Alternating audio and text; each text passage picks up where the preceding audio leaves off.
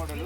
దీనికి చుట్టూ border cap ఉంది కదా, చుట్టూ ఏముంది మా బార్డర్ కాప్ ఇక్కడ సద్దా ఉంది బార్డర్ కాప్. తర్వాత దీంట్లో ఇంటర్ కాప్స్ ఏమున్నాయి చెప్పండి. ఆమ్దం ఉంది, తర్వాత వచ్చి టమోటా ఉంది, తర్వాత వంగ కూడా ఉంది. ఇది ఎక్కువ ఇక్కడ చూడండి, మనం చూస్తే ఈ చిక్కుడు కూడా ఉంది చూడండి. సో ఇవన్నీ కూడా మనము లోపల అన్నీ కూడా ఉన్నాయి. ఇది ఏమంటామంటే దీన్ని వెజిటేబుల్ మోడల్. వంగ, టమోటా, మిరప ప్రధాన పంటగా పెట్టుకున్నారు.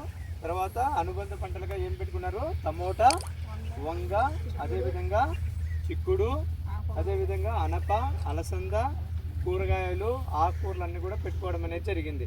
ఎందుకంటే అవన్నీ కూడా తీసేయడం అనేది జరిగింది అనమాట. ఎందుకు, మెయిన్ పంట వచ్చింది కదా, సో దానికోసం అని చెప్పేసి. కాబట్టి ఇవన్నీ కూడా మనము రైతులకు నిన్న ట్రైనింగ్లో చెప్పినట్లు మనము ఏ గ్రేడ్ మోడల్ అంటే ఒకే రకమైన పంట ఉండదు. సో రకరకాల పంటలు, జీవవైవిధ్య పంటలతో పాటు అనుబంధ పంటలు కూడా 5 ఉంటాయి. సో అందుకోసం అని చెప్పేసి మనం ఏం చెప్తున్నామంటే రైతులకు ఒక పంట పోయినప్పటికీ ఇంకో పంట వస్తుంది. కాబట్టి మనము ఇలాంటి మోడల్స్ అన్ని కన్నా వేసుకోగలిగితే కన్నా రైతులకు ఖర్చు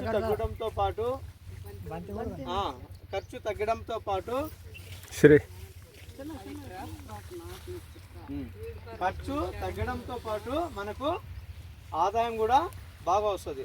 సో ఇది ఎర్ర పంట అంతే కదా. పురుగు ఎక్కడ వస్తుంది, ఫస్ట్ ఏది ఆశిస్తుంది, బంతికే ఎందుకు ఆశిస్తుంది, చూపించడానికి ఎందుకు పురుగు తోటలో ఉందా లేదా కనుక్కోవడానికి. ఓకే అంతేనా. ఫస్ట్ ఇది చాలా మెత్తగా ఉంటుంది చూడండి.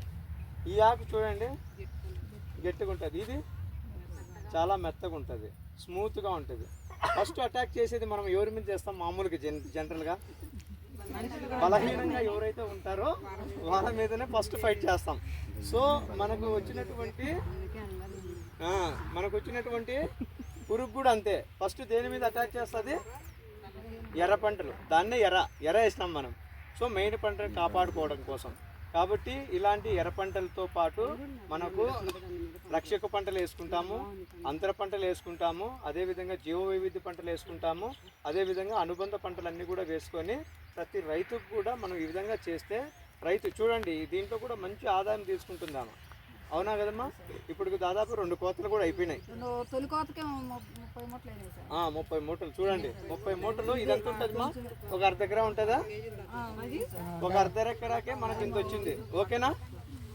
సో ఈ విధంగా రైతులకు అందరూ కూడా మనం చెప్పాలి. ఓకే.